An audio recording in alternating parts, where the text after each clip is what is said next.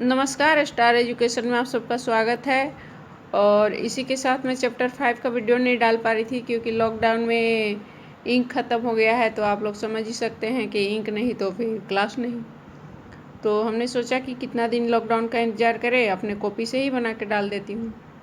तो चैप्टर 5 के 4 पार्ट हमने डाल दिया था। एक पार्ट में पूरा लेसन का नाम, दूसरे पार्ट में अंतरदर्शन विधि, उसके तीसरे में बहिर्दर्शन और चौथे में प्रयोगात्मक विधि। आज हम डालते हैं, हमारा टॉपिक का नाम है केस स्टडी मेथड, यानी कि जीवन इतिहास विधि। इस विधि में स्थिति पर नियंत्रण नहीं होता है क्योंकि उस स्थिति को स्वयं उस स्थिति पे स्वयं अवलोकन नहीं करता, जबकि उसके लिए हम जिसका अध्ययन करते हैं उसके फ्रेंड्स, उसके माता पिता, उसके पड़ोसियों से उसका डाटा कलेक्ट करते हैं, उसकी जानकारियाँ लेते हैं। इसलिए उस स्थिति पे मान लीजिए मैं ही उसका केस स्टडी कर रही हूँ तो मेरा उस पर कोई नियंत्रण नहीं होता क्योंकि उसके अध्ययन में जो हमने जानकारी प्राप्त की वो हम खुद से नहीं बल्कि किसी और से लेते हैं, उसके जीवन से जुड़े हुए लोगों से उसकी जानकारियाँ लेते हैं। उसके बाद हम उसको विद्यालय में उसके कुछ गतिविधियों पर ध्यान देते हैं और फिर लास्ट में अपना निष्कर्ष निकालते हैं। देखते हैं कि इनके द्वारा बताया हुआ कितना सही है और कितना ये अवलोकन द्वारा हम जो प्राप्त कर रहे हैं वो सही है। इस प्रकार से निकाला गया निष्कर्ष जो है सुविश्वसनीयता के साथ प्राप्त होता है, लेकिन इस विधि में काफ़ी समय लगता है और यह बहुत ही खर्चीला होता है। इस विधि में काफ़ी समय लगता है और बहुत ही खर्चीला होता है। अच्छा, इसमें देखिए बच्चों का अध्ययन किया जाता है, ऐसे बच्चों का जैसे पिछड़ा बालक भी हो सकता है या बहुत तेज बच्चा भी हो सकता है, मंदबुद्धि बालक भी हो सकता है। इन सारे बच्चों के गुणों को जानने के लिए, इनके विलक्षणों को जानने के लिए हम इनका केस स्टडी करते हैं। और केस स्टडी प्राप्त करने हेतु हम उनके परिवार वालों से, उनके घर वालों से, उनके दोस्तों से, उनके जीवन से जुड़ी हुई सारी कहानियों को इकट्ठा करते हैं, सारी जानकारियों को प्राप्त करते हैं, फिर उनका केस स्टडी करते हैं।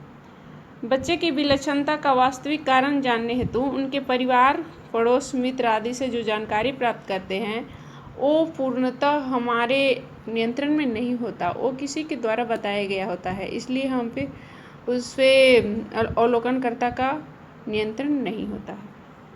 अच्छा, यह काफ़ी खर्चीला है तो हम पहले ही बता दिया है।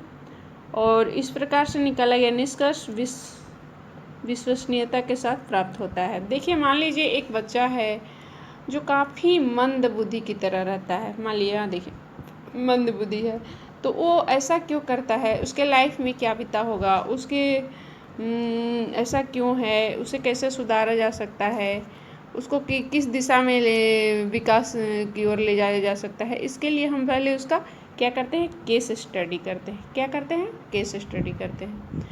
केस स्टडी करने के लिए हमको उसके लिए बहुत सारे डाटाओं की ज़रूरत होती है, उससे जुड़ी हर जानकारियों को प्राप्त करने की ज़रूरत पड़ती है। तो उससे जुड़ी सारी जानकारियों को लेने में हमें काफ़ी खर्चीले साधनों का प्रयोग करना पड़ता है, काफ़ी समयों का भी एक्सपेंड करना पड़ता है। तब जाके उसके रिश्तेदारों से, उसके मित्रों से, उसके पड़ोसियों से, उसके आसपास से रहने वाले, उसके चाहने वालों से, उससे जुड़ी हर जानकारी को हम प्राप्त कर पाते हैं और फिर हम उसको खुद से अवलोकन करते हैं। जो मेरे सामने होता है उसका अवलोकन करते हैं, फिर हम निष्कर्ष निकालते हैं। यानी कि अगर किसी बच्चे के गुण दोष आदि को जानना हो तो उसके बिहेवियर को जानना हो तो हमको केस स्टडी करना अति आवश्यक है।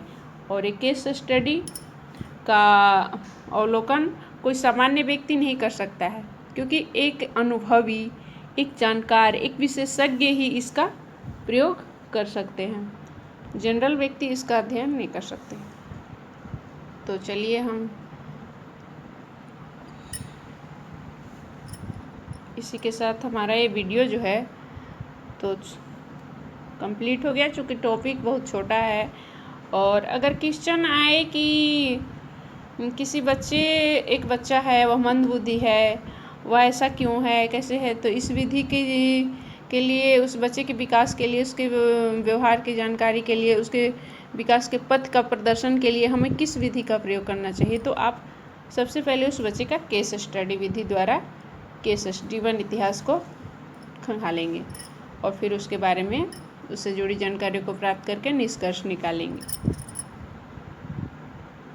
तो थैंक्स फॉर वाचिंग। और यदि आपने अभी तक हमारे चैनल को सब्सक्राइब नहीं किया तो सब्सक्राइब करें, लाइक करें, शेयर करें और अधिक से अधिक कमेंट करें, ताकि वीडियो अच्छा लग रहा है नहीं लग रहा है बताने का कोशिश करें। थैंक्स।